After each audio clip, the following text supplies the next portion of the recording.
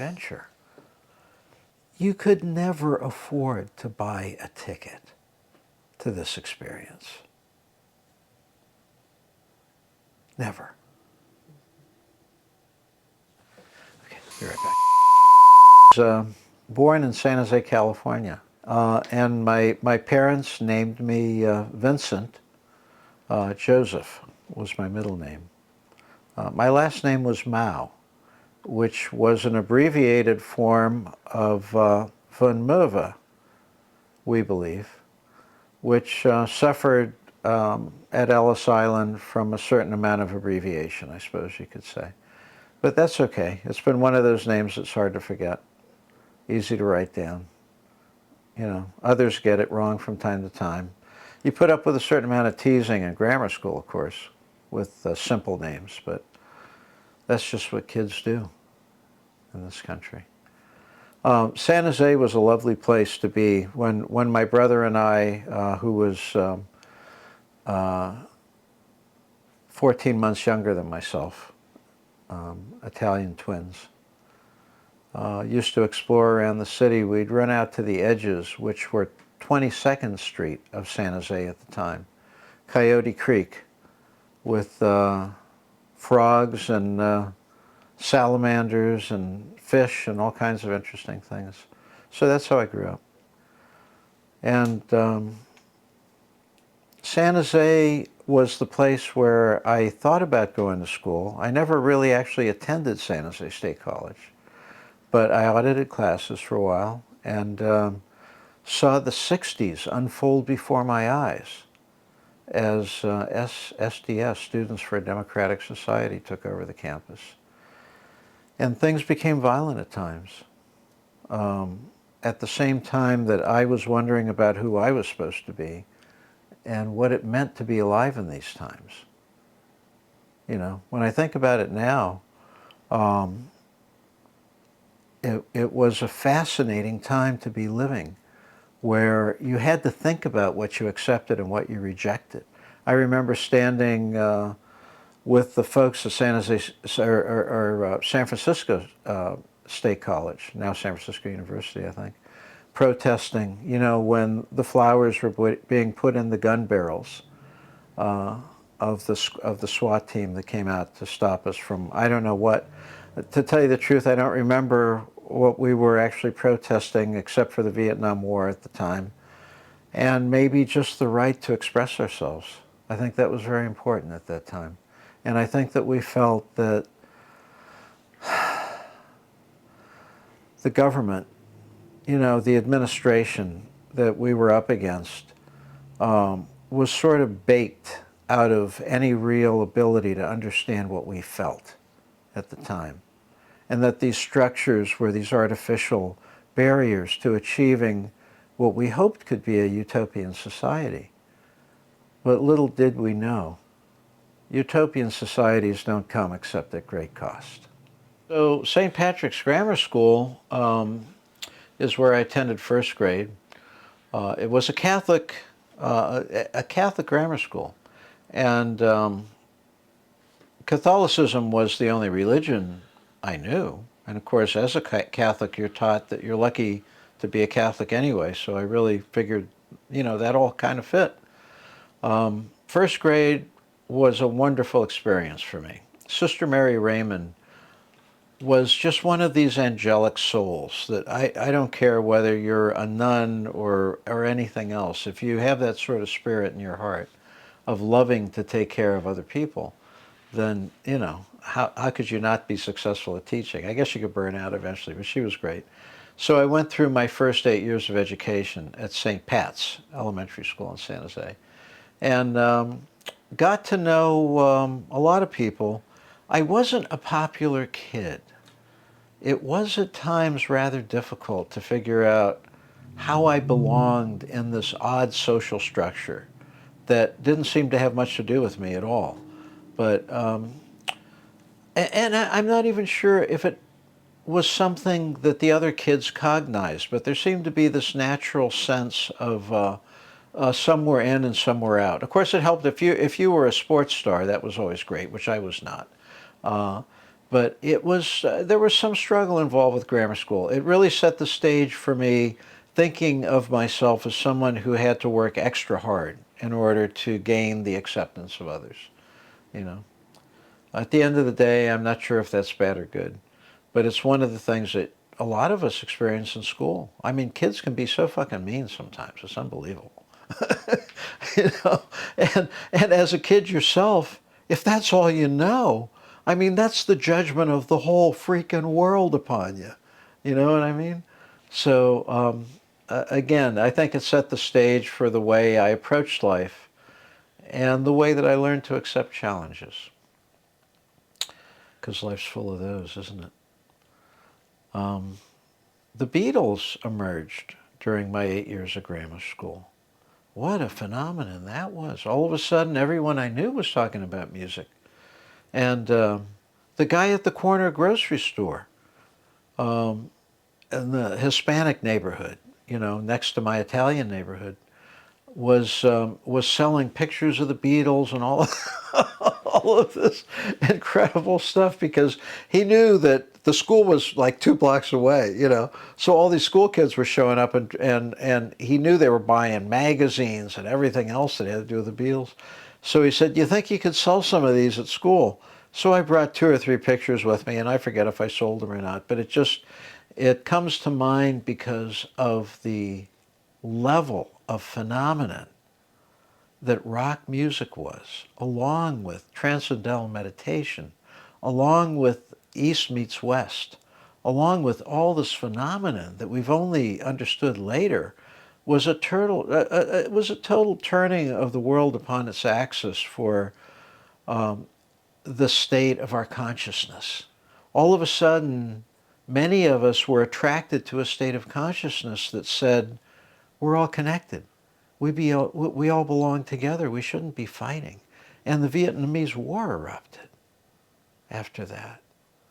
And suddenly it didn't make sense to see thousands and thousands of our own military members destroying the lives of others in this faraway land. We didn't even understand. We didn't even know what it was about. I didn't know at that time, right away, that the French had kind of cajoled different administrations of our country into a war that we didn't belong in. A war that for the French was really about the resources of the very rich country of Vietnam and being able to control so much of the strategic minerals that go into making more wars. But that was an education for me. And I joined the San Jose Peace Center and staffed the place so that people who wanted to get an understanding of what was really going on had a place to go. But I dropped out of school to do that, so I got in a little bit of trouble. The dean at Lincoln High School was clearly not pleased. So he showed up at my door a couple of weeks after I decided to drop out of my junior year and started asking questions, which I obliged him as best I could. I tried to be as completely honest as I knew how to be. And I said simply, "Sir, there is so much going on in this world right now that what people are trying to teach me in high school seems superfluous. It seems like it has nothing to do with the things that really matter in my own life. People are killing each other. That matters to me, you know." So that was when the Dean of Discipline came to visit me at my house, and he left saying, you know, I was polite. I showed him to the door when we were all done. He turned around and he said, "You can't get away with this." I didn't think I was getting away with anything. I really felt like one of the victims at that point. You know, I felt like I had been led into an educational system that had nothing to do with what was going on in the world, you know. So the Peace Center, and then the San Jose Switchboard and Drug Crisis Intervention became my home for a while, for the year that I stayed out of school. And the Switchboard was great. Anybody that came into San Jose, which was kind of a haven for young people at the time, it was close enough to San Francisco, 50 miles away, that, you know, the world was at our doorstep, I guess. But the Switchboard was a wonderful experience. It was a family of people that were together for no other reason but to make sure our fellow humans had what they needed. So we kept an index of all of the nonprofit and even some for-profit agencies that helped out newcomers to the city. We had a drug crisis intervention arm that people would call on a bad trip, and we would talk them down, and sometimes go out to their house and administer Epicac or something that would make them throw up if they told us they'd just done a bunch of reds and they were starting to go to sleep. That means you're getting ready to die, you know. So it was a time when I experienced people caring about other people. And for that experience, I don't think I would trade anything. You know, it was the best. It was what kind of taught me what being a human being was supposed to be about. We were a subculture, you know, at least that's what other people thought of us, I guess. If you grew up in the Midwest, you know, we seemed like a very sort of splinter group of extremists, but we were really just a lot of those folks. Yes, we did experiment with drugs. We did find out that there were other ways of thinking about things. And then once we found that out, we thought, God, everybody else needs to know this. You know, that's where the 60s came from. And now we find out where the 60s are going, because that influence is still very much among us, I believe. I did spend 2 years in Catholic school when I left Catholic grammar school at Archbishop Mitty High School. And that was my freshman and sophomore years of high school. And it was pretty mundane and challenging and, you know, quality education, I guess you could say. Until, in my sophomore year, my English teacher gave us all some homework, which was to write something that followed the meter of an English sonnet, which I did.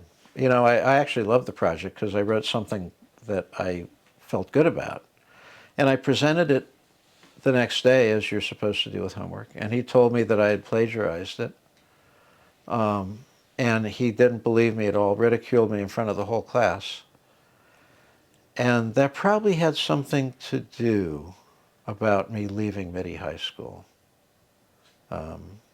I was so insulted and felt so disenfranchised. That experience has helped me to understand how people feel when they have no power. And there are too many people that feel like that in this world today. You know, at the point where I knew I couldn't stay in high school because the world was passing me by. I mean,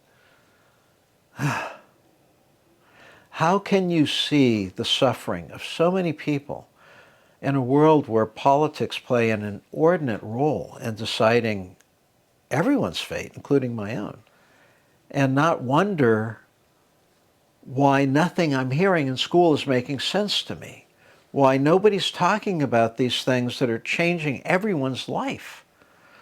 So the alternative of skipping school, while always attractive, carried with it certain consequences. And I was eventually assigned a truant agent by Mr. Malloy, who was, you know, the Dean of Discipline at Lincoln High School, and was not very pleased with my philosophy of life, which is why he went storming out of my house, you know, when he came to do his mandatory visit and find out why I wasn't in school. So Brett Parsons was a retiring truant agent who showed up one day And it wasn't unsimilar to the visit from Mr. Malloy at my home.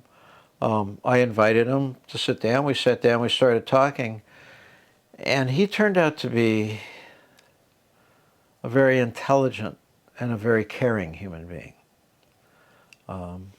And so we started meeting on a regular basis. He asked me if I would show him the activities that I was engaged in lieu of high school at the time. And I took him to the San Jose Peace Center and Drug Crisis Intervention.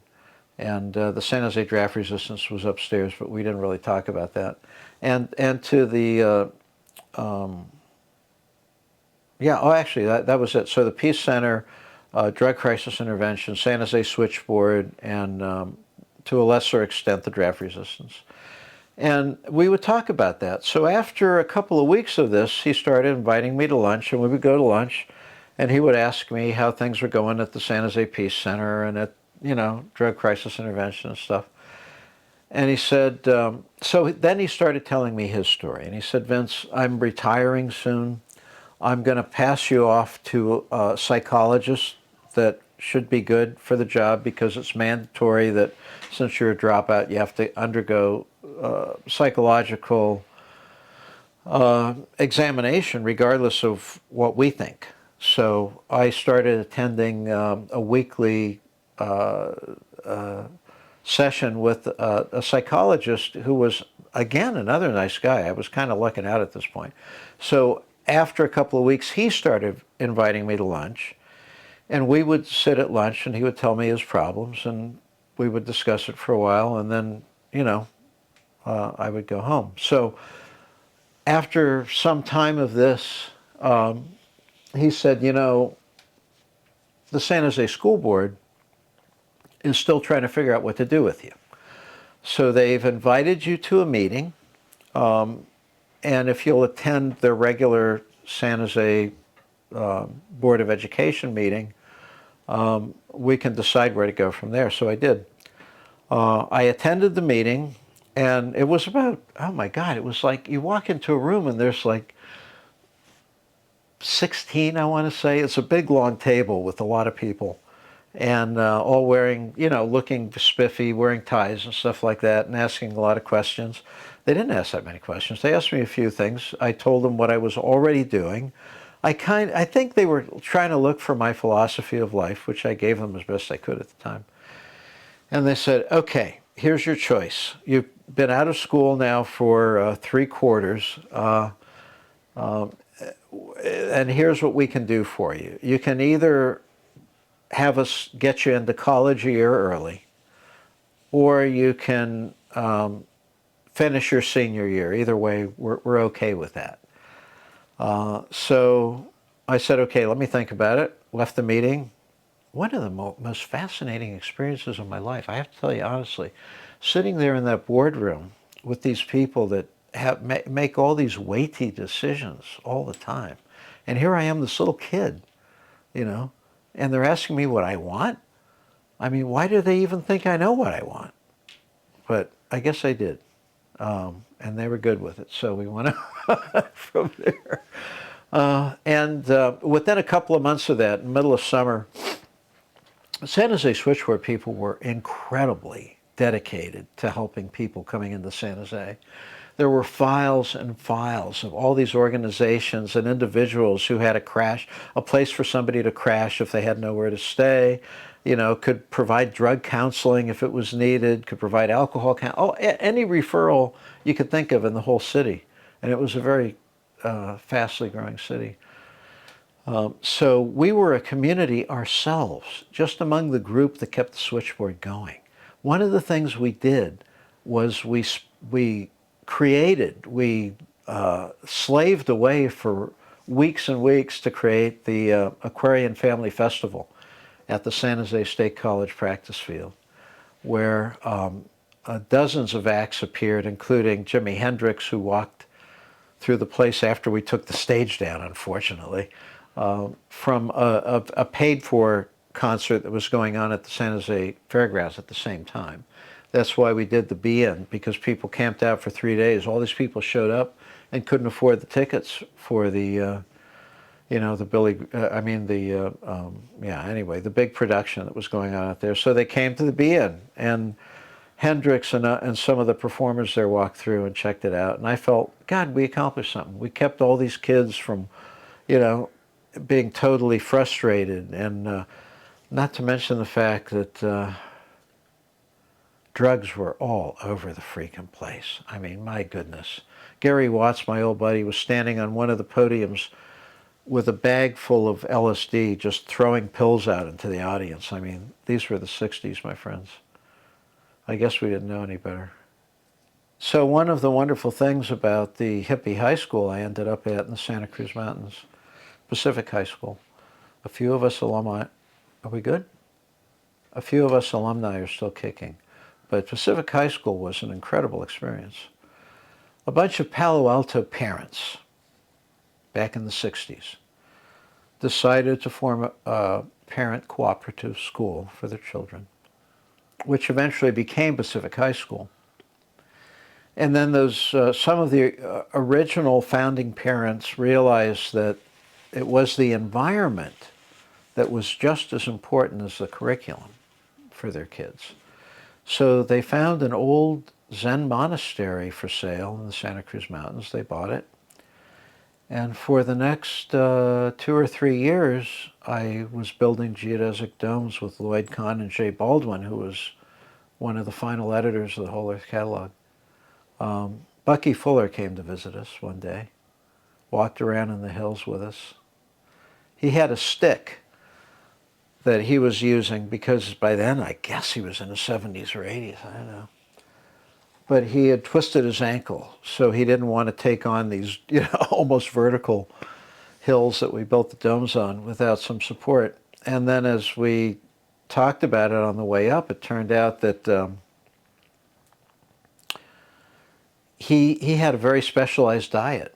His only protein was turkey toward the end of his life, I guess.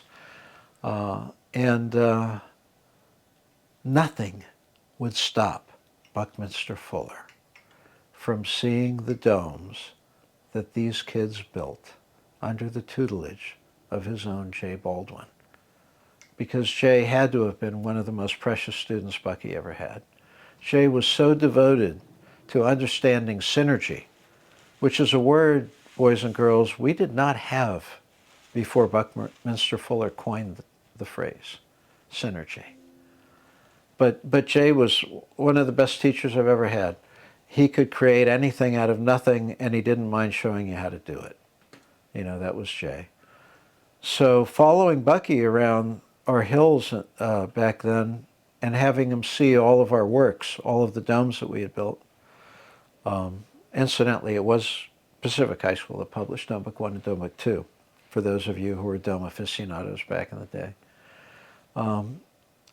The high point, I guess, would have been when we got to Jay Baldwin's dome. Jay Baldwin and Kathleen Whitaker, his mate, had built a pillow dome, which you'll see in Dome Book 2, if you have a copy. And the pillow dome consisted of a platform upon which was a very thin, lace-like conduit geodesic frame with inflatable vinyl pillows that were puffed out in triangles all over its surface. It had the feature of a huge ventilation system that opened up where 5 of the triangles popped up when you released their tether. So Bucky walked into the dome, and it was a jewel. It looked like a diamond. If you were Buckminster Fuller at that time, who was showing people how to take these structures from nature and apply them to physical form, you walked into Jay Baldwin's geodesic pillow dome, and you were astounded. But Bucky, unlike others, when he was astounded, he went into explaining mode and suddenly became the font of knowledge of how we do these things. So Bucky walks in, I'm a fly on the wall. If I could have been a fly on the wall anywhere in the world at that point, it probably would have been there. And Bucky lays down on Jay's waterbed in the center of the pillow dome. and starts pointing out features of the dome and asking Jay questions. And I think I was in some kind of engineering nirvana at that point. So I'm living a very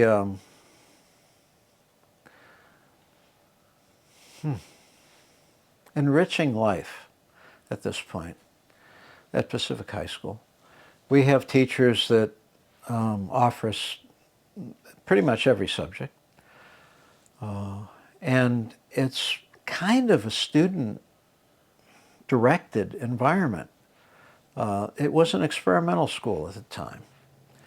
And I think it was a very important experiment, where parents thought that something better could be done.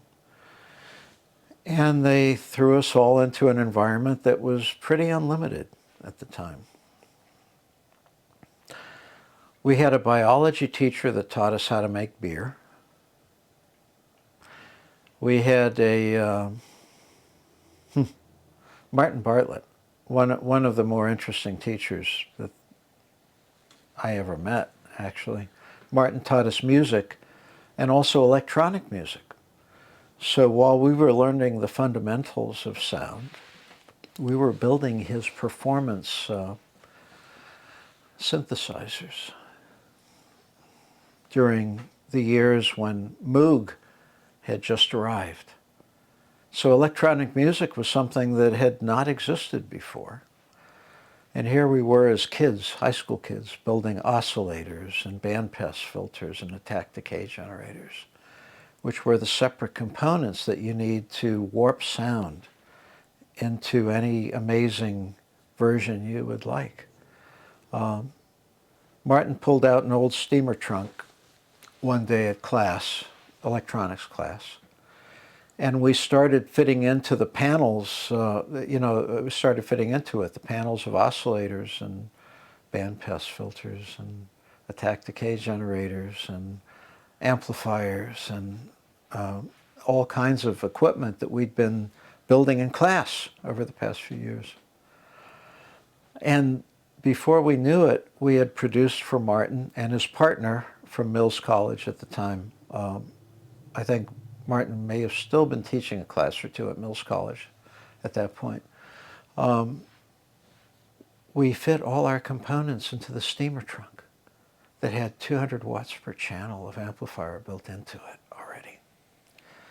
So we're suddenly ready for a performance. I mean, none of us really knew anything about performances. We were learning electronics. We were learning a little bit of, maybe more than a little bit about music. And then the ant farm showed up. The ant farm were a group of creative people doing sculptures at the time, light sculptures involving inflatable environments. And then almost at the same time, the Video Freaks from New York showed up. The Video Freaks were, I want to say it was ABC, American Broadcast. I hope it was NBC. I would hate to get the network wrong, but they were on it. It might have been ABC. It might have been NBC, but I think it was ABC. And they had a grant to shoot video about the emerging hip culture bursting out of the seams along the whole United States. They got to Pacific High School, and we got along really well. They shot the school and a lot of what we were doing at the time. And then Martin told them that he had been invited to a very important presentation performance at the Palace of Fine Arts. Palace of Fine Arts was created for the World's Fair back in the early 1900s, I think. And they had taken the papier-mâché arches, which are the signature feature of the Palace of Fine Arts, and they had sealed them with cement so that they would not be just temporary. And Oppenheimer's brother, who spent most of his life, I think, one would think, at trying to atone for his brother's misguided efforts to produce nuclear fission. created this environment for the arts that was truly extraordinary. So the video freaks showed up at Pacific High School. I jump in the van. We start heading down the entire coast from the Santa Cruz Mountains, where I was living at Pacific High School, to the Palace of Fine Arts. Probably eating French food at restaurants along the way, because they had an unlimited budget, those guys, I'll tell you. It was amazing. We got to the Palace of Fine Arts, and this presentation begins. First, we erect a 12-foot geodesic dome of very thin conduit with all of our electronic music performers inside of it, with their patch cords hanging all over the framework, because back then electronic music considered plugging a lot of things into each other. Voltage-controlled oscillators had just come into existence, which was the latest forefront of electronic music at the time. So Martin and Alden Jenks, his partner, began performing as the ant farm is inflating their gigantic auditorium balloon in the middle of the Palace of Fine Arts, which is much bigger than, I mean, the balloon was 100 by 100 feet. It was pretty big. And at the same time, I forgot to mention, I dropped a hit on the way, but I used to do a lot of acid back in those days, so dropping a hit wasn't such a big deal. Except the video freaks handed me the camera. I don't know how many of you know what a camera looked like back then, but it was a heavy thing. And it had a cord attached. There was no portable equipment back then. And I enter the big inflatable balloon while, Industrial Light and Theater is performing a light show on the outside of the balloon. So I'm on the inside with the audience, with the camera, trying to accommodate my state of extreme psychedelic madness at that point. And I start shooting the audience, who are having a wonderful time. Oh my God, you're in a balloon. It's an inflatable. There's incredible electronic music everywhere. And a light show that could not be imagined is coming in from the outside. I get to shoot it. So I wish I knew where that videotape was. I have never been able to gather it after that. But while I'm shooting, one of the participants forces themselves down into a corner of this 100 by 100 foot vinyl inflatable balloon and grabs the nipple at the corner of the balloon and starts pulling it in. And soon 2 or 3 people are grabbing a hold of the nipple and pulling it in. And all of a sudden, the balloon is inverting upon itself. Well, we reached the limit of that, of course, because you can only go so far until it becomes completely imploded, right? So we let go, and we see this pop. One of the best experiences of my life. So with all of the bounty of Pacific High School for a budding young hippie who is reveling in the joys of spending time with other like-minded souls, change is always inevitable. I could tell 5 hours worth of stories about events at Pacific High School because we were young people experiencing a new age for humanity. And we were finding ourselves, and we were given permission to find ourselves. It was a good experience. With all its foibles, with anything negative you could say about that period of my life, it still taught me more than I could have learned, I believe, in any other way. And so from there, we discover Ananda Ashram. I had been working with my yoga instructors, Alan and Heath, on studying yoga, but also building all these domes that we used for dormitories, because the original Zen monastery of the 3 buildings that we began the school in could not house all the students. It could house the classrooms. which eventually they became just classrooms. We built, I believe it was 10 geodesic domes, which became all the dormitories, under the guidance of J. Baldwin, so is almost to say under the guidance of Bucky Fuller himself, because Jay was one of Bucky's prize students in Ann Arbor, Michigan, where Jay attended school and where Bucky taught. So we built the domes. We published Dome Book 1 and Dome Book 2. We had a hell of a time. We had comfortable places to live and sleep, but domes didn't last very long. They had an unfortunate ending, but that's for a later chapter. For this period of my life, the domes were our habitat, and we began to appreciate that by thinking differently, you could do what no one had thought of before. What a way to learn.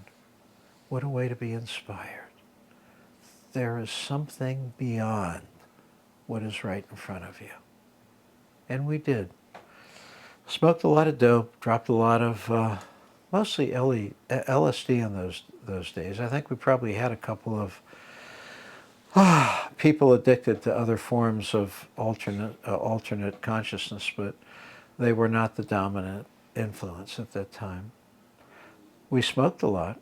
My old friend Mark Efros, and the dome that he and his friends lived in used to provide us with everything you could ever ask to smoke. Oh my God. It got so bad that to make sure that everyone stayed safe, we devised a plan. In Mark's geodesic dome, we had built counters around one edge of the dome, and they served as utility counters for anything, any projects you had, anything you wanted. It was a school after all. But at the point that we realized that when you let people sit in Mark's overstuffed chairs and then you fed them this opiated laced hash, they never got up. I mean, they just kept smoking. I mean, you lose every conscious faculty except that little bit of inhalation, which I didn't want to end my days that way, I'll tell you that. So what we started to do is we put the urn of water that had the little piece of aluminum foil on the lip of it where we put the opiated hash, put that on the counter. So when you started smoking, you were only good for 2 or 3 hits, and then what happened? You couldn't stand up anymore. Now, if you were in the chair, you could keep smoking, but not standing up to the counter. So we managed to make Mark's stash last for quite some time. Marshall McLuhan at the time, I hope I have this right. If it wasn't him, I'm in trouble. But I believe it was Marshall McLuhan that said, when you get the message, hang up the phone. At that point, I'd been doing psychedelics for a while, pretty steadily. And I had every reason to believe that if I hadn't gotten the message, I certainly should have by that point. So I started to think about what it meant to move on. And all of a sudden, this incredible opportunity arose, which I may not even have seen as an opportunity at the time, to help Alan at Swami Kriyananda's ashram in the Sierra Nevadas rebuild the temple dome, which had burned down. It was a geodesic dome. We were in the geodesic dome business. We were also studying yoga. And when Swami Kriyananda put out the call, we responded. And we built a fabulous 44-foot on a bigger platform, temple dome, all foam on the inside so you could heat it with a candle. But it was huge, it was colossal. And it's where we performed yoga asanas every morning and Raja Yoga meditation. And I designed some little cabins out of the most basic form of geodesic domes, which were icosahedrons. So the icosahedron cabins were published in Dome Book 2. Those were my little inventions, but I also lived in one. We built a few of them For retreat attendees who came from all over California for the most part. There were wonderful little cabins. And that was a very special time for many reasons.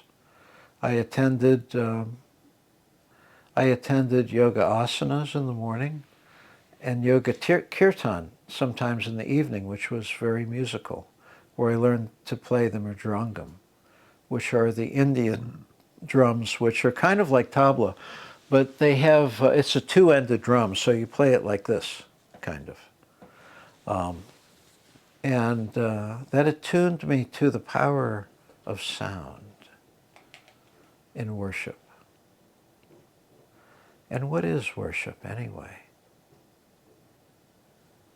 Except how we choose to appreciate that which we feel is divine.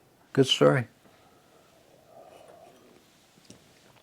So, after a couple of years at Ananda Ashram, where I learned and accepted many yoga disciplines and fell in love with my community, a woman appeared at the same time that the Yay God bus showed up at Ananda Ashram in the Sierra Nevadas, where I'd been living for a couple of years. I'd been building the little cabins that I talked about, the icosahedron geodesic cabins. And then Swami Kriyananda had us construct the publications dome that would that would house the future publications department of the ashram. So I was back in building mode. I learned to operate a backhoe. I learned to pound a lot of wood together. I learned how to create a structure that was magnificent from very small steps leading up to great results. And then a woman showed up one day who I found very attractive and lovely. Just a good-hearted, simple, wonderful person. And that happened at the same time, as I mentioned, that the Yay God showed up. Well, the Yay God originated from 46 in Central Park West. The guy who called himself Baba Gil at the time, who was a disciple of Satya Sai Baba, had gathered together a group of people who wanted to explore consciousness. And so they did. When they showed up on my doorstep, I was infatuated. I have to admit, I just wanted to be with them. So we all hung out from some time, and then this California native headed east with my good new friend, Kristen, who had with her her father's Standard Oil credit card, which meant that I could sell my little motorcycle and jump on board with her in her car and head east, and we'd probably get there. Of course, it helped that her father was a VP of Standard Oil because the credit card was good. So we made our way east. We were told to look for many different sets of friends in New York City. One of them actually showed up when we found ourselves at St. John's Cathedral in the Synod House, looking for any place we might stay for the night after traveling for 3,000 miles. So we actually arrived at the Synod House to an empty building early. Of course we were. So we sat down, made ourselves comfortable. No fears for the world. And then there were two people that walked in first. One of them was Arnie, the guy we were told to try to find in New York City when we first arrived, who we had called several times with no answer. Finally got his mom, who said he just wasn't around. And there he comes walking in the chapel. Well, it's not quite of a chapel, folks. It's a gigantic edifice which is second only to the cathedral itself. But it was so weird to be there with my friend, and there's the one guy we couldn't find of all New York City. We're in New York freaking City. And this guy walks in with his wife. And we start talking, and we realize that we're the soulmates we were looking for, you know? So at the end of a discourse by this Sufi saint, who we can call Baba Mahayadin for the moment, I find myself in a state of almost rapture, where I've heard a discourse that somehow makes its way to my very soul and speaks to me about the things that are truly important in life and beyond life. And so as the discourse adjourns, I turn around and I see person after person embraced by Baba Mahayadin,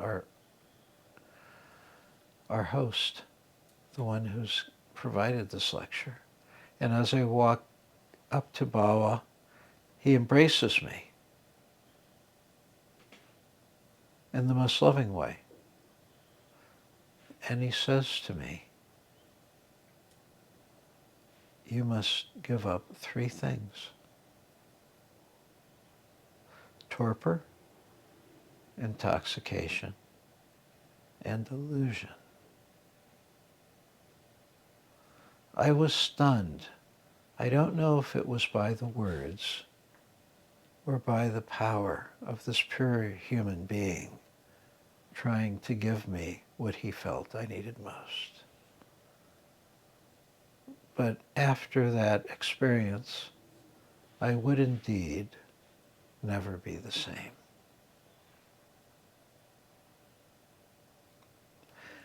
At the end of the discourse, after Baba worked his way through the crowd, hugging anyone who was seeking love, I only wanted to know how to get more. So we hitched up our wagon train and we worked our way to Philadelphia, to Baba Mahayadin's ashram, where I lived for the next few years. So I follow this wonderful group of people back to Philadelphia, where Baba Mahayadin resides, and I discover a community of people that live on a house on Overbrook Avenue in Philadelphia. And they're basically an ashram under the inspiration of Baba Mahayadin. And I found myself rather comfortable there, having arrived in Philadelphia with $16 in my pocket, I believe. I just somehow, after that experience in New York City at St. John the Divine's, I had the sense that whatever would happen to me was somehow beyond me and somehow not entirely up to me. And so it was in that posture that I discovered Baba Mahayadin's ashram in West Philadelphia and found myself living there for a couple of years. During that time, I found employment from, fellow fellowship members, everything from building guardrails on public highways, to fixing cars. Eventually, I fell into an auto repair sort of framework with a guy who turned out to be one of my best friends in the world, who was the founder and the owner of Innovative Products of America in Woodstock. But again, that's a whole different story. This was my spiritual quest. When I discovered Baba, I suddenly found myself, upon arriving in Philadelphia, in a community of dozens of other folks living in this, well, at first, a few of us staying at 46th Street in Philadelphia, which was the first ashram that Baba founded with a couple of his devotees. And during that period, I found that I could move on from my humble Hindu relationships to an experience that was far beyond mere religion, that carried itself to the knowledge of how one lives in order to be themselves. For that, I will be, of course, eternally grateful. Because every experience I've had since then has only served to remind me that there's only one thing that's real. And we may become very good at all the other masquerades, but we should never expect any of them to replace what is at the center of our own hearts.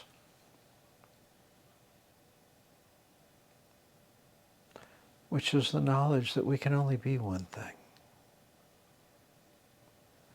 We can only be that which we are.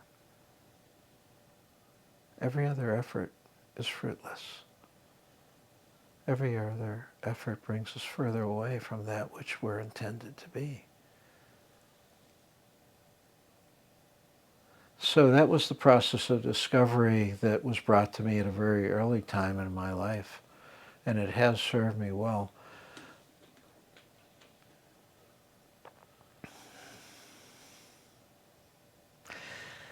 After a few years at the ashram, my mom was dying, so I was naturally pulled back to where, I had grown up. And my poor brother, who was trying to manage things during a very difficult time. But I had already discovered spirituality, which is the greatest. I just don't know. I mean, of all the adventures you could imagine, of all the things you could choose for yourself to do that would be the most exciting, the most demanding, the most fulfilling,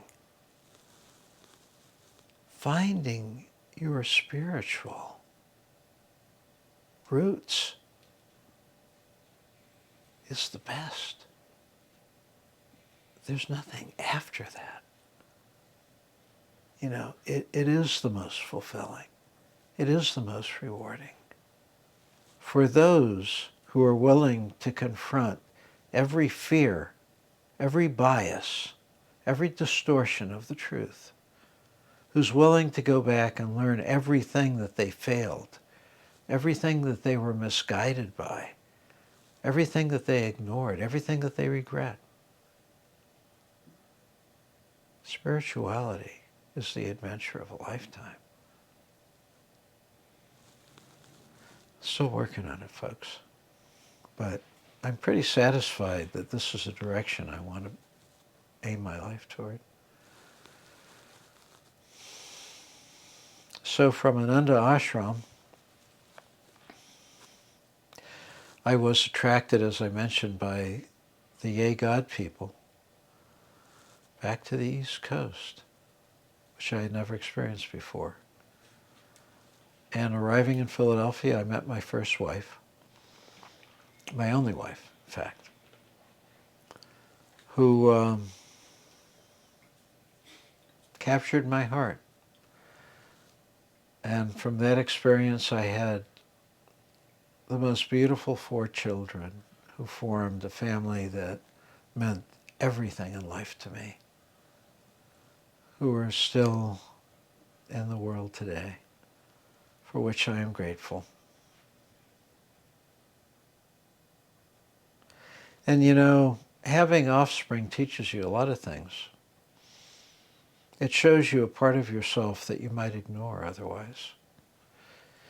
It shows you the parts of yourself that you would ignore if you had a choice. It shows you the parts of yourself that you must learn from. And having kids is the most amazing experience in the world. Most difficult, most rewarding, without a doubt. Marriage went kind of south after a few years. And I probably credit myself with most of the damage. I was a bit clueless at that point in my life. Be very careful when you think you're saving someone else. Because the person you need to save just might be yourself. I mean, divorce is hell. Some are better, some are worse, certainly. But I was not as aware of what was going on as I wish I would have been. Sometimes relationships serve to make us more of what we would like to be, and sometimes they point out the things that stop us from going further. And that divorce taught me that I had a lot more to learn about relationships. Yeah. It taught me that when parents don't get their shit together, it's the kids that suffer. You know? Taught me a lot of hard lessons in life. And yeah, gosh, all of us would probably have a few things they'd like to go back in retrospect and fix. That's certainly one of them for me. But, of course, knowing that that's not possible, I have spent a good portion of my life trying to improve upon those deficits. And I've become, frankly, a better father to my kids than I could have possibly been at that point in my life. So I guess we just move on from there. Started a couple of parent-run cooperative schools for my kids because we weren't very happy with the quality of education in the world at that point. And to some extent successful. My youngest boy turned out to be pretty dyslexic. So we both my wife and I tried to figure out at the time how to, create something that could serve his needs, which were pretty specific. And eventually we found the perfect school, but I actually after trying to start two ourselves, parent-run cooperative schools for our kids. But what more could you want in life than for your kids to be able to go further than you were able to? I mean, that's really, to me, that was all it was about. We worked hard at it. We didn't entirely succeed, but the effort was really worthwhile. My younger boy, who really needed to have an environment where he felt accepted and appreciated and capable, actually got to have that experience, which I think served him very well later in his life. So it was a good experience, It's rocky when you're trying to raise kids and realize that you haven't understood very much about yourself, let alone other people. But it was quite the learning experience at the end of the day. And the kids are all still alive. They're still, doing the best they can. So I think they all have good intentions toward the rest of the world, which gives me some satisfaction and peace. After that period, once your kids are out of the nest, you're entitled to seek the things that you're most interested in. And eventually I left the ashram for the East Coast, discovered New York City very briefly, discovered Philadelphia. Found someone to get married to, had a bunch of kids. Continued in the ashram for a while. Bought a nice Victorian home in the neighborhood and sold it a few years later. And ended up in Maryland, of all places, living on a boat that I was fixing up and sailing around the Chesapeake. Very healing time for me. It was a time to get closer to nature and realize that you don't have to have all of the glitters that everyone else wants in order to be happy. And I spent 4 good years there. My oldest son came to stay for a while. We sailed on the boat a little bit. Enjoyed the riches of the Chesapeake, which are legendary. And got ready to move on to the next chapter, which turned out to be a corporate job in Chicago, of all places, right on Michigan Avenue. Office building right across from,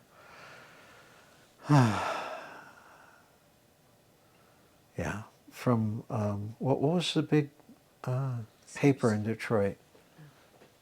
What was what? The newspaper. Jesus, I can't believe I forgot that one. It's a famous building. It was some of the most high rent office space in the city. Michigan Avenue is a miracle mile, you know. Maybe I'm trying to forget the whole. Free Press? Huh? No. The Tribune. Chicago Tribune. Chicago Tribune? Right across from the Trib building was an office building where we had our offices. A Plus was a division of A Plus International, which was a French company that controlled infrastructure all over the world, you know, water, sewer, that kind of thing. We were an emissions inspection company. We actually provided services all over the world of inspecting everything from vehicles to factories, you know, for air quality. But my group was responsible for winning contracts in the U.S. that sometimes were worth up to $600 million for doing air quality testing and, you know, essentially forcing vehicle repair. Most of those programs, in concert with EPA regulations. Kept my office in near Milwaukee because that's where our manufacturing was, in Sussex, Wisconsin. Spent probably most of the week there and spent a day or two in my corporate office in Michigan. But I was still working on air quality, so I felt good about that. You know, I could see every year measurable reductions in the critical contaminants to human health in major metropolitan areas. So I stayed with that for a while. And then eventually just couldn't do the corporate thing anymore. And I was given an easy way out, I guess. But my buddy Peter Vinci, who owns IPA in Woodstock, was ill, wondered how long he'd stay alive. His kids weren't quite old enough to take over the business. So he asked me if I'd come up and help. And I did. That's how I got here.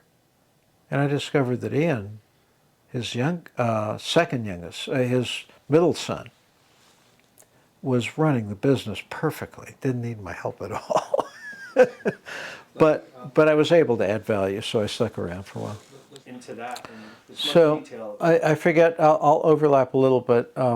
I was ready to quit the corporate life when I got a call from my old friend Peter Vinci, who was saying, well, hell, you know, if you're not happy down there, why don't you come up here and help me run the business? Incidentally, I'm having heart problems and I don't know how long I'm going to be around. So, you know, I got the distinct impression that Peter would appreciate it if I came up and gave him a hand for a while, which seemed good to me.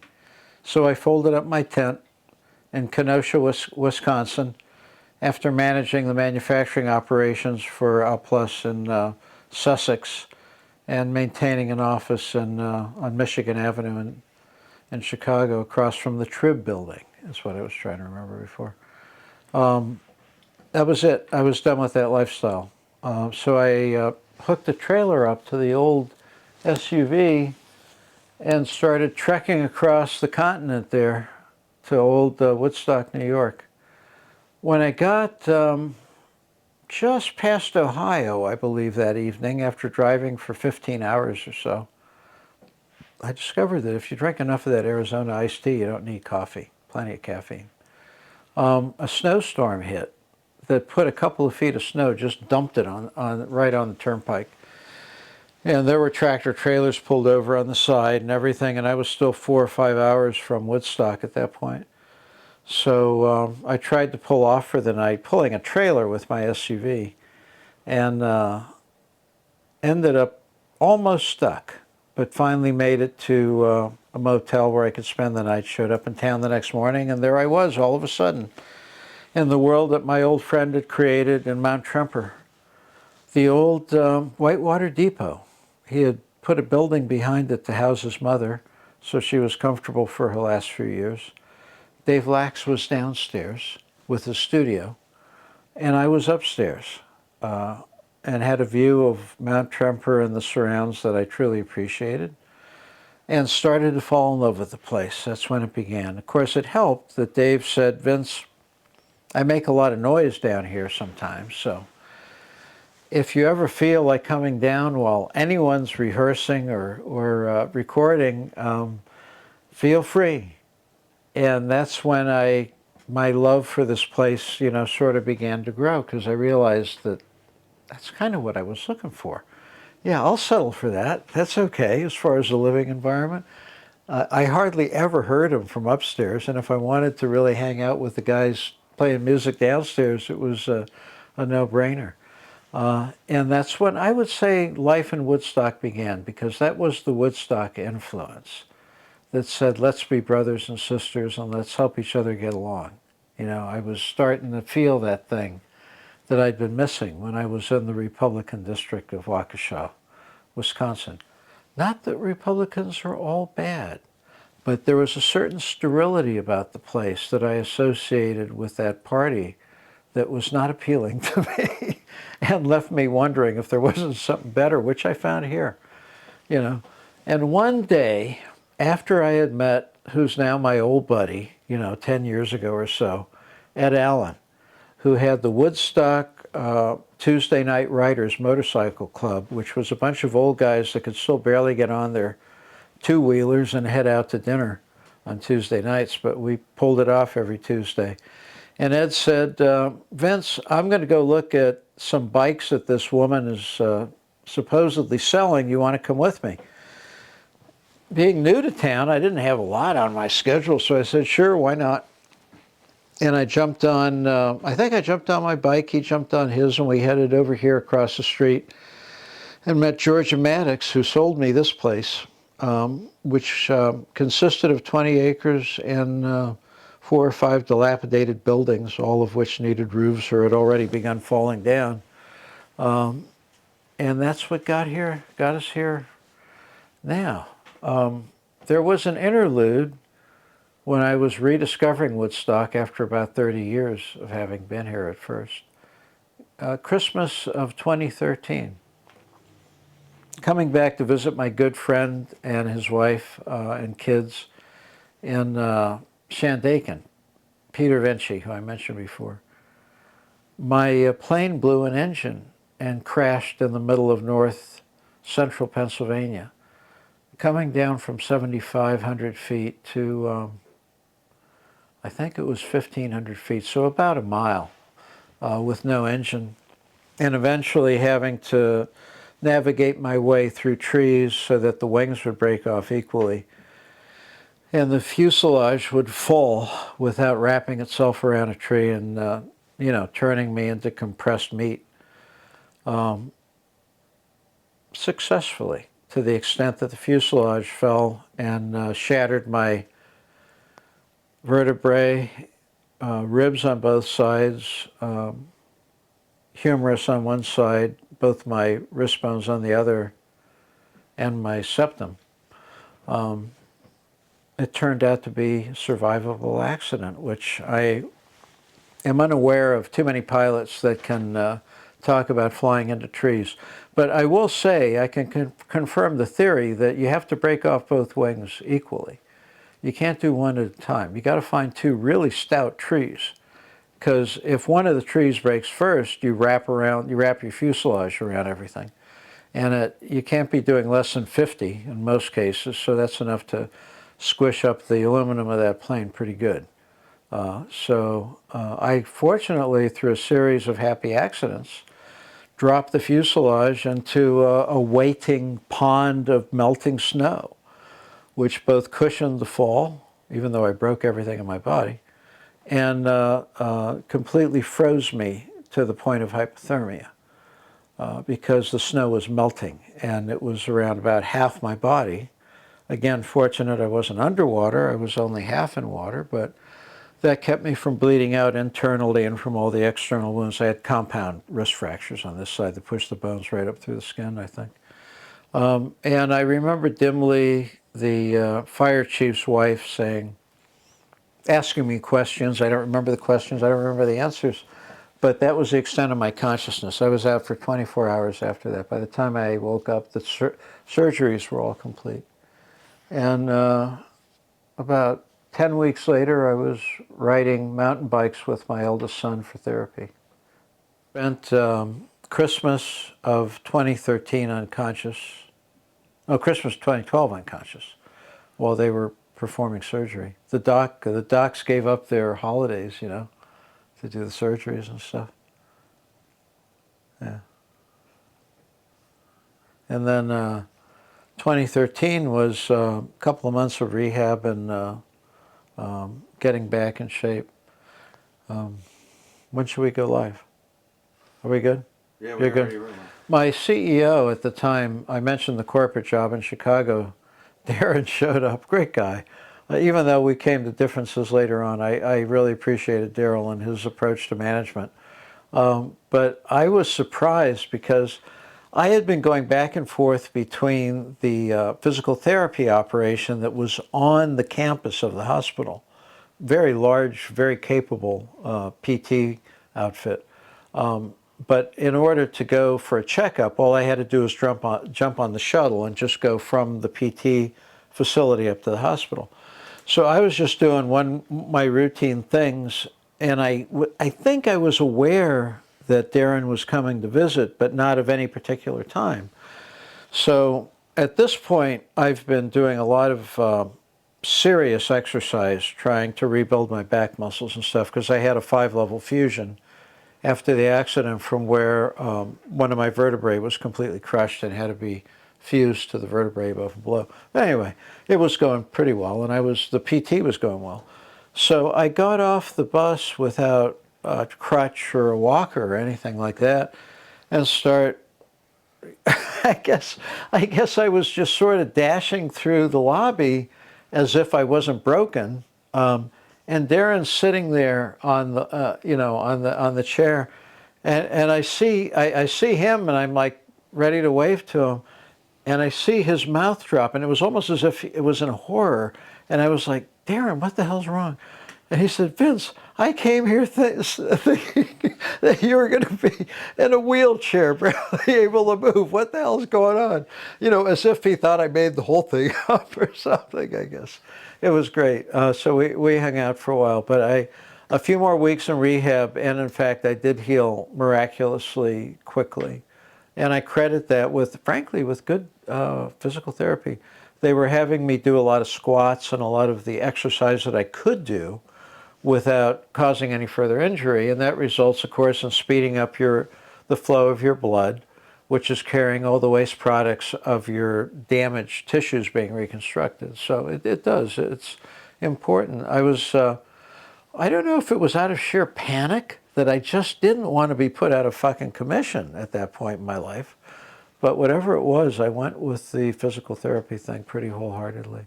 And a few weeks after getting home, after my son had come to live with me in Kenosha in the corporate condo I was staying in, I did start mountain biking. And then we kept up regular mountain biking, going out into all these locations in Wisconsin for a few weeks. And the end result is that I didn't cause any further. I don't recall, I did maintain physical therapy throughout that period, but without injuring myself, I think I sped up healing a lot just by working out the body, you know. It was a good thing. So that allowed me to continue with corporate work and really leading the way in producing some of the best equipment in the entire industry for testing automotive emissions. both by onboard diagnostics, which is the electronic form where you plug it into under the dashboard of the car, as well as continuing with tailpipe and dynamometer testing. And our firm supported programs all over the country that resulted in, by now, millions upon millions of tons of pollutants being taken out of the air. Where for a kid like me that grew up with asthma, you know, that's a big deal. I hope that means a few kids don't have to do that, you know. It was satisfying. I sort of ended that part of my career, went back into the manufacturing side, which I hadn't talked about very much. But Peter Renchi and I not only was he my old friend, but he was my old boss. I worked for him, consulted to him for years when he had manufacturing operations in Pennsylvania. So when he sort of lured me up here by saying, Vince, I could use your help, and then finding this property for sale because I followed Ed Allen up here to look at a couple of motorcycles, it just seemed like the natural thing to do was stay here. And so I have so far. So the incredible good fortune that I found by sort of following one of my latter dreams of living in a community, you know, an environment of people that was more conducive to knowing and loving and sharing and appreciating together life. The big reward for holding out is that I ended up here where I have friends again. You know, I know people, I care about people. We feel strongly about things. Not always about the same things, unfortunately, but that almost doesn't matter. I mean, once you learn a respect for another human being, hopefully many human beings, it defines the culture you want to belong to. And that's what I find missing. That's why I was drawn here, because I need that life-giving grace of people that actually care for each other.